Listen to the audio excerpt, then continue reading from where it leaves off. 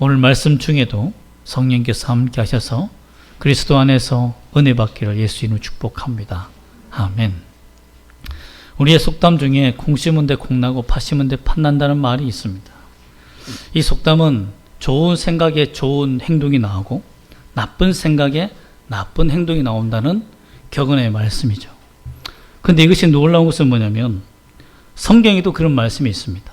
성경의 마태복음 7장 18절에 보면 이와 같이 좋은 나무마다 아름다운 열매를 맺고 못된 나무가 나쁜 열매를 맺는다라는 말씀이 있습니다. 예수님이 말씀하시는 우리 예수 믿는 사람들의 기본적인 신앙은 마음으로부터 시작하여서 그 행동에 이르기까지 하나님의 뜻대로 아름다운 열매를 맺으며 믿음의 열매를 맺는 일입니다. 어떻게 그런 일들이 우리에게 계속적으로 아름다운 열매가 맺힐 수 있을까요? 내가 생각까지도 주님 앞에 거룩한 생각으로 무장할 수 있는 그 은혜가 어떻게 우리가 얻을 수 있을까요? 인간의 힘으로 됩니까? 인간의 힘으로 내가 거룩해야 되겠다고 노력한다고 해서 잘 되지 않는 것이 거룩입니다. 오늘 그 비밀을 발견하는 시간이 되기를 주 예수 이름으로 부탁드립니다. 아멘. 오늘 여호와의 사자, 즉 하나님의 사람이 마노아 아내에게 나타납니다. 그러므로 그녀에게 말하기를 너는 포도주와 독주와 또 어떤 부정한 것도 마시지 말고 먹지 말라라고 명령합니다. 왜 하나님은 마노아의 아내에게 나타나서 포도주를 먹지 말라, 독주를 마시지 말라, 그리고 어떠한 부정한 것도 먹지 말라라고 했을까요? 이 명령을 지키면서 살 수 있는 때였을까요? 절대 아닙니다. 13장 1절에 보면 이스라엘 백성들이 다시 여호와의 목전에 악을 행하였다라고 됐습니다. 다시라는 말이 뭡니까? 정말 그동안 하나님 앞에서 끊임없이 믿음으로 살았다가 다시 과학으로 회개하여 돌아가서 영적으로 부패하며 살았다는 겁니다. 바알과 아세라와 몰렉 신들을 섬기면서 신이라는 신은 다 수입해 온 거죠. 사실 그 당시에는 신들도 수입했습니다. 참 기가 막히죠. 이름으로 말미암아 이스라엘 백성들 안에서 가나안 땅의 문화에 더럽고 추악한 이 영적 타락을 그대로 누리고 삽니다. 근데 참 놀라운 건 뭐냐면 이 일로 통해서 전쟁이 일어나서 40년 동안 이스라엘이 블레셋이라는 나라에 지배를 당하고 있습니다. 우리가 보통 사사시대의 특징이 뭡니까? 백성들 적이 쳐들어와서 고통을 주면 이스라엘 백성들이 뭐 했죠? 부르짖고 기도했지 않습니까? 그런데 40년 동안 짓밟힘에 있어서도 오늘 13장 전체를 보면 한 번도 주님 앞에 부르짖거나 기도한 적이 없다라고 되어 있습니다. 왜 그럴까요? 여러분 참 우리가 일제시대에요. 일본에게 침략당한 이후에 왜 많은 사람들이 친일파와 매국노가 되었습니까? 그들의 변명을 들어보면 다 이렇습니다. 일본이 패할 줄 몰랐다. 일본이 멸망할 줄 몰랐다. 그렇기 때문에 지친 거예요. 전쟁에 오랫동안 지고 그 나라가 너무 강하면 지친 거죠. 그냥 그 나라에 흡수되어 버린 겁니다. 우리 모든 사람들이 창시 계명 다 있습니다. 그렇지 않습니까? 그렇게 짓밟히고 사상과 문화가 다 빼앗겼어요. 마찬가지로 블레셋에 40년 동안 고통당하면서 부르짖지 않았던 것은 그냥 그들의 지배에 그냥 적응해버린 겁니다. 노예로 살고 우리 것을 빼앗아도 그래 빼앗아가라. 반항하지 않고 오히려 블레셋 문화에 빠져서 그들의 더럽고 추악한 가나안 문화를 빠지면서 바알신을 섬기라면 섬기고 아세라를 섬기면 섬기고 몰렉신에게 네 자녀 내놔 이러면 자녀 주고 이러면서 하나님을 잊어버리고 살았다는 거예요. 이렇게 40년 동안 짓밟혀서 사니까 여러분 가나안 문화가 뭡니까? 완전 술과 마약과 온갖 것으로 말미암아서 범죄하고 타락하며 살아간 시대가 아닙니다. 성적으로 부패하고 타락한 시대가 가나안 시대입니다. 여러분 이런 시대를 그냥 받아들였다는 거예요. 얼마나 여러분 가슴 아픕니까? 그런데 하나님께서 나타나셔서 하나님의 사자로 말미암아 그녀에게 포도주와 독주와 부정한 것을 먹지 말라. 여러분 이것은 굉장히 힘든 일입니다. 여자는 그 당시에 어떤 것을 자기 주체적으로 독립적으로 권세를 나타낼 수 있는 그런 사람이 아니었어요. 그런 대상이 아니었습니다. 왜냐하면 여러분 가정의 집안의 대소사, 이스라엘 민족들은 어떻게 산다고 했죠? 거의 3,000명 정도가 가족 공동체를 이루면서 지역에 삽니다. 그런데 다 타락하고 부패하고 또한 가족들이 모이면 포도주와 독주와 온갖 부정한 것들 다 먹고 있는데 여러분 거기에서 나는 안 먹겠다. 여러분 어떻게 되겠습니까? 너무나 힘든 일 아닙니까? 또한 이 여인의 모습을 보면 안타까운 점이 뭐냐면 2절 말씀 보면 그의 아내가 뭐 하지 못함으로 임신하지 못했다고 되어 있습니다. 여러분 구약시대에 임신하지 못한 사람들이 어떻게 생각했습니까? 신의 저주를 받았다. 하나님의 벌을 받았다. 이렇게 생각했어요. 그렇기 때문에 이 여인이 제정신이 아니고서요. 이런 포도주와 독주와 가족 행사를 이끌고 있는 수많은 이 잔치에 나는 안 하겠다. 어떻게 보면 여러분 불교 집안에 시집을 가서 제사가 얼마나 많습니까? 어떤 집은 제사가 20번이나 된다면서요. 맞아, 20번이면 좀 작은 겁니까? 뭐 엄청나게 1년 동안 제사하다가 많은데 거기에서 난 제사 안 드리겠다 라고 만약에 며느리가 얘기했다 합시다. 가만히 두겠습니까 여러분? 여러분 그런 상황이라는 거예요. 내가 나 혼자서 아무리 예수 믿겠다라고 몸부림친다고 해도 주위에서 도와주지 않는 거예요. 오히려 무시하고 학대하고 쫓아낼 수밖에 없는 상황이에요. 우리 부모들이 얼마나 고통당했습니까? 저는 저희 부모님이 제사 안 드리겠다라고 하는 순간 정말 엄청난 학대와 핍박과 고통을 당한 것을 제가 어릴 때 다 보았습니다. 그렇기 때문에 여러분 우리가 예수 믿겠다고 결단하고 거룩하게 살겠다고 딱 나가면 그 주위의 문에서 이길 수가 없어요. 여러분 군대에서도 여러분 술을 구하는데 위에 있는 사람이 소령이나 이런 사람이 대위가 뭐 술을 권하는데 쫄병이 거절할 수 있습니까? 못합니다. 그때는 맞아야 돼요. 거절했다가 저는 많이 맞았습니다. 저는 뭐 신체도 작고 이러니까 너 뭐야? 이래 되는 거죠. 여러분 그렇습니다. 나만 거룩한다고 해서 되는 게 아니에요. 너 때문에 너가 거룩한다라고 너 혼자 잘난다고 독야 청청하는 바람에 우리 전부가 힘들고 힘든데 고통당하고 맞는데 너 그럴 거야? 여러분 이게 시대입니다. 거기에서 그래도 저는 안 됩니다 이러면 미친 사람 취급받는 겁니다. 그것을 견딜 수 있는 사람이 있습니까? 왜 이 명령을 남편 마노에게 주지 않고 왜 여인 마노의 아내에게 이 명령을 했을까라는 것입니다. 어떻게 보면 마노의 아내도 40년 동안 나라가 영적으로 타락한 가운데서 믿음 다 잃어버렸을지도 몰라요. 하나님을 향한 뜨거운 마음을 다 잃어버리고 영적 무기력함에 빠져서 이제는 그냥 끌려다니는 사람이었지도 모릅니다. 근데 하나님의 사람이 나타나서 이러한 거룩한 행위를 하라라고 하니까 아니 마음에 뭐가 일어나야 하죠. 영적인 힘이 있어야 하죠. 그동안 40년 동안 우리를 버려놓고는 이렇게 고통스럽게 해놓고는 나 혼자 거룩하라고요?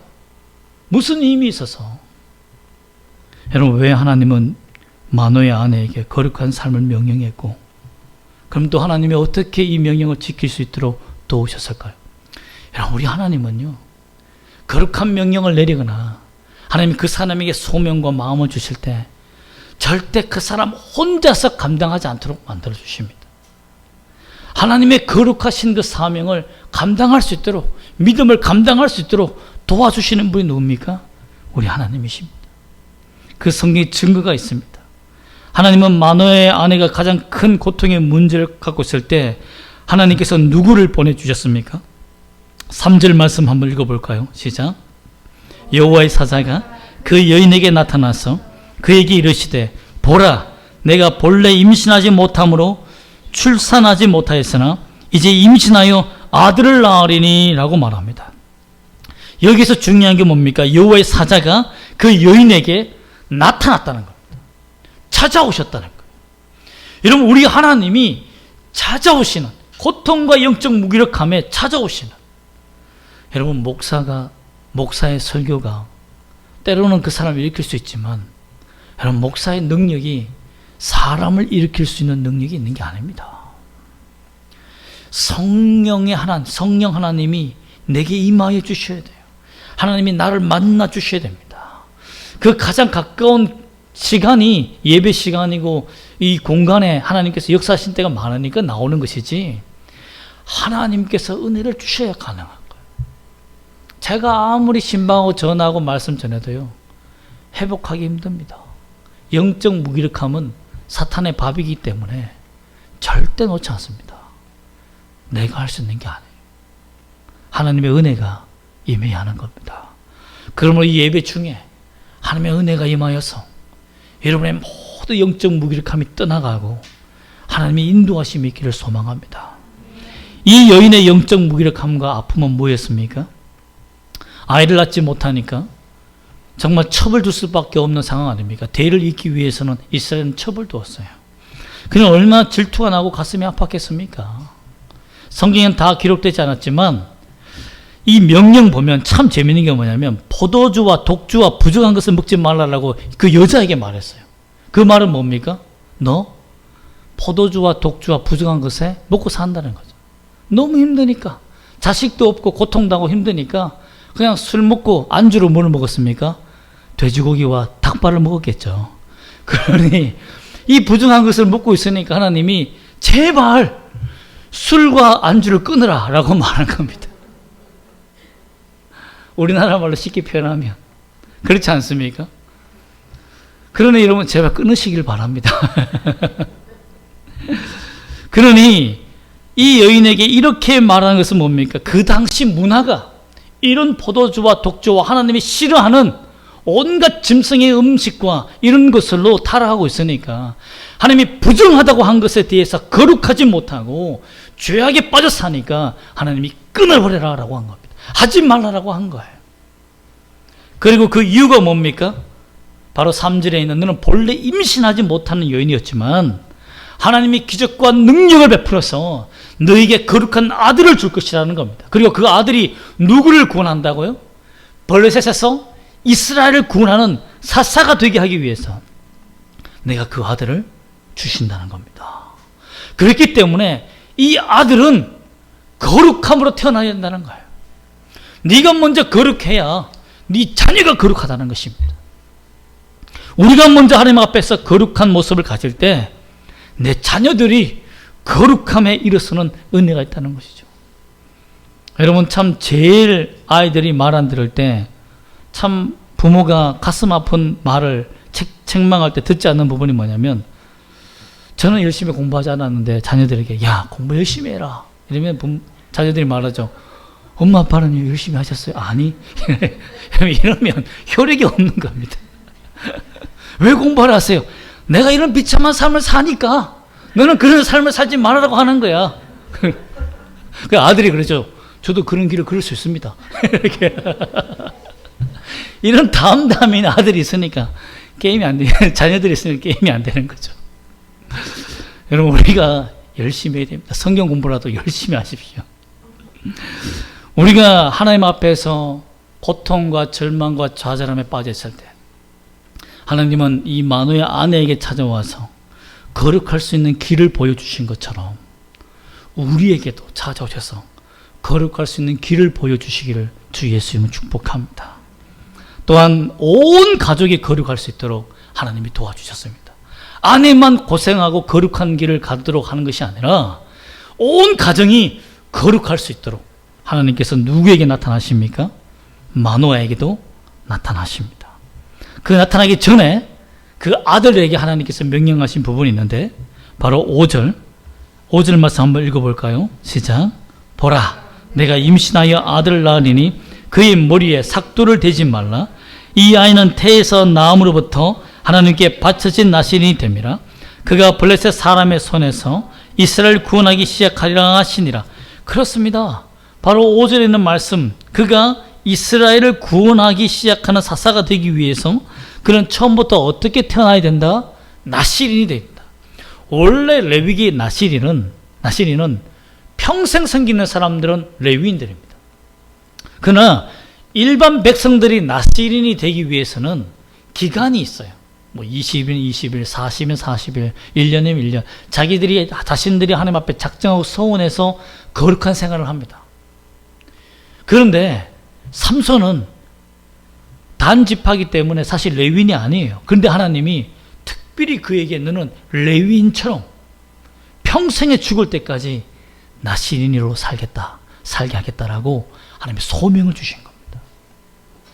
그럼 어떻게 보면 하나님께서 특별히 삼손에게는 하나님께 바쳐진 인생, 하나님 나의 것은 다 주의 것입니다 라고 고백할 수 있는 그 고백을 받으시기를 원했다는 거예요. 그러니 삼손의 인생은 얼마나 거룩해야 되겠습니까? 그래서 엄마뿐만 아니라 아들까지도 거룩할 수 있도록 사명을 주셨다는 겁니다. 그리고 하나님께서 그 누구에게 또 남편에게 역사하시는데요. 이 사건에 대해서 남편에게 얘기하니까 남편이 믿습니까? 안 믿습니다. 그 당시 사람들은, 우리 여성분들은 좀 기분 나쁘겠지만 여자들이 하는 목격담이나 증언에 대해서는 법적인 증거력이 없었습니다. 그리고 집안의 모든 일을 결정하는데 여성이 뭘 말한다고 해서 듣는 게 아니었어요. 남자가 확인해서 그것을 증명해야만, 얘기해야만 되는 사회였습니다. 그러니 얼마나 억울합니까? 그렇죠? 이러니까 마노아가 8절 말씀 한번 읽어볼까요? 8절 말씀 시작. 마노아가 여호와께 기도하여 이르되 주여 구하옵나니 주께서 보내셨던 하나님의 사람을 우리에게 다시 오게 하사 우리가 그 낳을 아이에게 어떻게 행할지를 우리에게 가르치게 하소서 하니. 여러분 얼마나 믿음 없는 일입니까? 자기 아내가 그렇게 말했으면 믿어야죠. 오늘날 만약에 제 아내가 그렇게 말했는데 난 못 믿겠다, 하나님께 나가면 큰일 나겠죠. 인생이 피곤해지지 않겠습니까? 그렇습니다, 여러분. 그런데 마노아는 어떤 참 겁이 없는 사람인지 모르겠지만 자기가 사실상 온 가족에게 이런 일을 설득하려고 하니, 우리는 포도주와 독주와 모든 것을 먹지 않겠다라고 얘기하려면 오늘날 우리는 더 이상 제사를 지내지 않겠습니다. 바알과 아세라와 몰렉신 섬기지 않겠습니다 라는 말인데, 여러분 이 선언을 하기 위해서 목숨 걸어야 되지 않겠습니까? 그러니 마노아가 물은 거예요. 하나님, 정말 하나님께서 이 같은 명령을 하신 것이 맞습니까? 저희 아내에게 생명 걸라라고 하신 말씀이 진짜 맞습니까? 거룩하기 위해서는 이 사회와 단절해야 돼요. 하나님, 어떻게 그런 삶을 살 수 있습니까? 어떻게 그런 명령을 할 수 있습니까? 라고 물으니까 9절 말씀에 하나님이 마노아의 목소리를 들으시니라. 여러분, 하나님 앞에 의심나고 문제가 있거든 기도하십시오. 그럼 하나님이 응답하십니다. 알려주십니다. 하나님 거룩하게 사는 것이 정말 하나님의 뜻입니까? 물어보십시오. 바로 얘기하지 않습니까? 바로 들으시사 그 전에 보냈던 하나님의 사자를 마노아에게 보냅니다. 그런데 남편이 없으니까 아내가 급히 가서 남편에게 여보 그 전에 내게 나타나서 아들을 주고 거룩하게 살아라는 포도주와 독주와 부정한 것을 끊으라고 말했던 그 하나님의 사자 나타났다 라고 말하니 마노아가 총알같이 달려간 겁니다. 그런데 13절과 14절 말씀 한번 읽어볼까요? 뭐라고 말하는지. 13절과 14절입니다. 시작.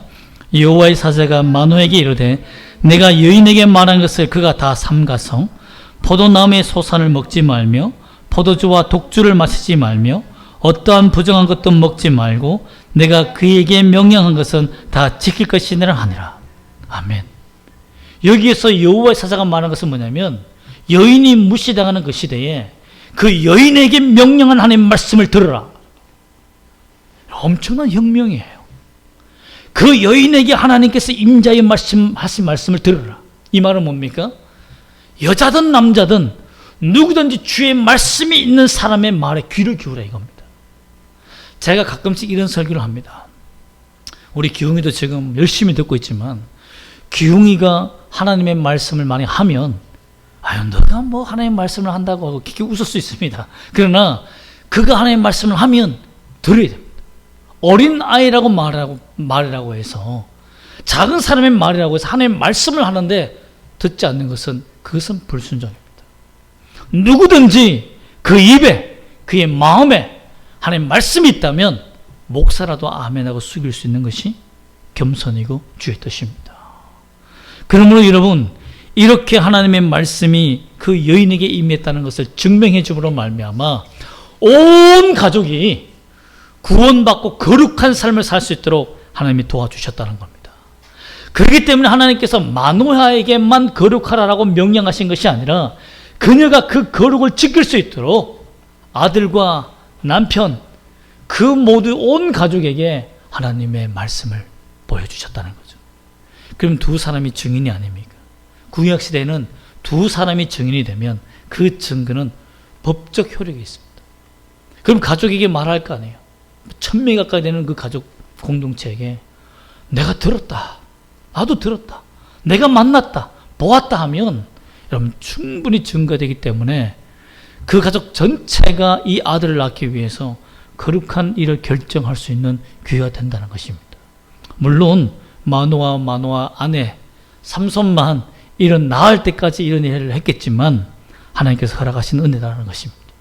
여러분, 여기에서 우리가 알 수 있는 것은 뭡니까? 가장 영적으로 타락한 시대에 40년 동안 하나님을 버리고 온갖 부패와 타락으로 흥청망청 지내며 살던 그 시대에 하나님께서 마노아 아내에게 임신하지 못하게 하신 것은 하나님께서 그 이스라엘 백성이 거룩한 열매를 잉태하여 낳지 못하고 사는 그 모습을, 그 아픔을 그대로 보여주신 겁니다. 그러면서 다시 그가 잉태하게 만든 것은 하나님의 아픈 마음이 이제 너에게 줄 아들을 통해서 거룩한 백성으로 만들며 이스라엘을 구원하실 하나님을 보여주겠다는 은혜를 보여주겠다는 그 증거로 다시 잉태하게 하신 겁니다. 그러면 여러분, 인생에 우리가 고통당하고 아픔당하고 정말 하나님이 없이 지내는 우리의 모습이 있다면 이 없는 것에서, 이 아픈 고통 속에서 하나님의 영광이 드러난다는 것입니다. 가진 자를 통해서 하나님께서 영광을 받으시는 것이 아니라 없는 자, 힘이 없는 자, 고통당한 자를 통하여서 하나님이 영광 받으신다는 것을 믿으시기를 소망합니다. 시편 5편 17절 말씀 보면 하나님께서 구하시는 제사는 상한 심령이라. 하나님이여 상하고 통회하는 마음을 주께서 멸시하지 아니하시리다. 우리는 이렇게 생각할 때가 많습니다. 내가 하나님 앞에 예배드리고 경배하고 찬양할 때에, 또 예물을 드릴 때에 뜨거운 믿음, 강한 믿음, 확실한 마음으로 주께 나와서 예비하는 것이 하나님 앞에 올바른 일이 아닌가? 인간은 불가능합니다. 인간은 불가능해요. 하나님은 그래서 상한 심령 그대로 나오기를 원하십니다. 내가 믿음에 준비되지 않았다고 해도, 죄악 중에 산다고 해도, 영적으로 무기력하다고 한다 할지라도 그냥 나오기를 원합니다. 왜 그렇습니까? 마노아의 아내가 준비된 사람이었습니까? 영적으로 완벽하게 준비되었기 때문에 하나님께서 나타나서 그 아들 주시며 회복시킨다고 했습니까? 아닙니다. 하나님의 은혜가 임했기 때문입니다. 그러므로 여러분, 이 자리에 나와서 예배하는 것, 하나님과 함께 예배하는 이 시간을 우리가 드리고 포기하지 않는 것은 하나님이 이 시간에 우리에게 임재하기를 기대하는 믿음 때문입니다. 저도 믿습니다. 하나님께 예배하는 자는 산다는 것을 저는 믿습니다. 여러분, 그러므로 상한 심령이 있어도 지쳐도 그 무거운 발걸음을 끌고 주의 임재 앞에 나오십시오. 하나님을 만난 자는 회복될 줄 믿습니다. 이로 말미암아 마노아의 아내는 하나님을 만나 축복의 삶을 살게 됩니다. 어떤 축복을 받습니까? 출산하는 복을 받았죠. 또 아들을 낳는다고 했으니까 아들을 나중에 낳아서 그가 삼손이라는 이름을 짓습니다. 먼저 볼까요? 24절 말씀. 24절 말씀 한번 읽어보겠습니다. 시작. 그 여인이 아들을 낳음에 그의 이름을 삼손이라 하니라. 그 아이가 자라매 여호와께서 그에게 복을 주시더니. 그렇습니다. 그냥 얼마나 기쁨이 넘쳤겠습니까? 그 집안에 삼손이라는 태양이란 뜻입니다. 하나님께 그 머리가 굉장히 길으시니까 미래의 모습을 보고 지은 거예요. 머리를 한 번도 삭도를 하지 않고 깎지 않으니까 얼마나 머리가 나중에 긴 모습이겠습니까? 이 머리가 펼쳐진 그 모습을 상상하면서 삼손이라 지은 겁니다. 옛날에는 손가락이 3개인 사람은요, 삼손 이렇게 우리가 불렀는데 그게 아니라 하나님 앞에서의 태양, 바알신의 태양신 아닙니까? 그런데 하나님의 영광의 빛이 삼손을 통해서 역사하실 것을 믿고 그렇게 이름을 지었다는 것입니다. 즉 그들의 가족 속에는 하나님을 향한 뜨거운 믿음이 회복되었다는 겁니다. 이게 축복 아닙니까? 또한 마노에게 하나님께서 하나님을 예배하고 하나님의 영광을 위해 사는 길을 보여줍니다. 16절과 18절과 19절과 20절 말씀을 보면 이런 일이 있습니다. 하나님이 그런 말을 하니까 마노아가 그 하나님의 사자에게 말합니다. 내가 당신을 염소고기와 좋은 음식으로 대접하기를 원합니다 라고 말하니까 하나님의 사자가 말하기를 내게 대접하지 말라. 나는 하나님의 사자다. 내게 대접하지 말라. 하나님께 번제를 드려라. 내가 너에게 아들을 주고 하는 것이 아니다. 나는 대리자다. 대리자. 그러므로 말미암아 하나님께 영광 돌리는 방법을 알려줍니다. 그래서 번제를 드려요. 번제를 드립니다. 그런데 이름을 알려달라고 해요. 그러니까 18절에 보면 내 이름은 기묘자다. 이 말이 뭐냐면 기묘자란 말은 우리가 신학적으로 기묘 이름이니까 예수 그리스도가 아닌가 이렇게 생각하는데 아닙니다. 원어의 뜻은 뭐냐면 알 수 없는, 우리말로 아리송하다. 이 말은 뭡니까? 네가 내 이름을 알 필요가 없다 이 말입니다. 나의 존재는 하나님 앞에서 의미 없는 존재다. 오직 이 모든 사역은 거룩하게 하라는 이 명령의 사역은 오직 하나님께 집중되어야 된다.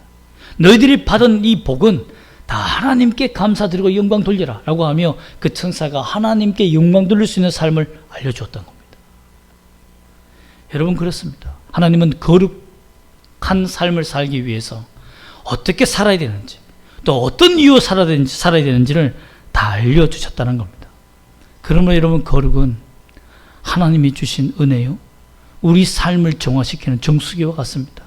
오늘 많은 사람들이 물을 마실 때 정수기 하나쯤 두고 다 마시지 않습니까? 요즘 뭐 얼음도 나온다고 하더라고요. 커피도 나오고 참 좋은 시대가 되었어요. 깜짝 놀라는군요. 그러나 여러분 거룩은 우리의 모든 죄악의 이 찌꺼기들을 다 걸러낼 수 있는 능력이 있습니다. 하나님의 온전한 영이 내 안에서 드러나 충만히 임재할 수 있는 그 상태를 만드는 것이 뭡니까? 거룩입니다. 거룩은 어떻게 우리가 살아야 됩니까?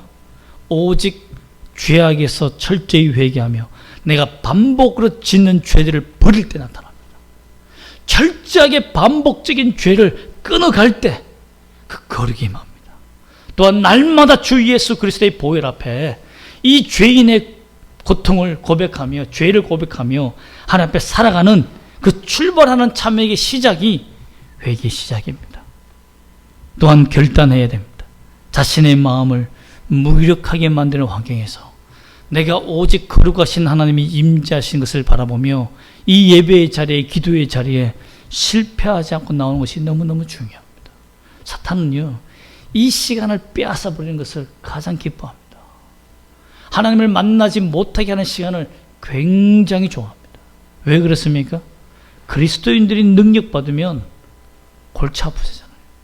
막 주변에서 구원이 일어나고 복음이 전파되니까. 여러분 그러므로 사탄이 좋아하는 일을 하겠습니까? 하나님이 기뻐하신 일을 하시겠습니까? 하나님이 기뻐하신 일을 하시며 거룩한 삶을 살기를 원합니다. 여러분 철저하게 주님 앞에 나아가십시오.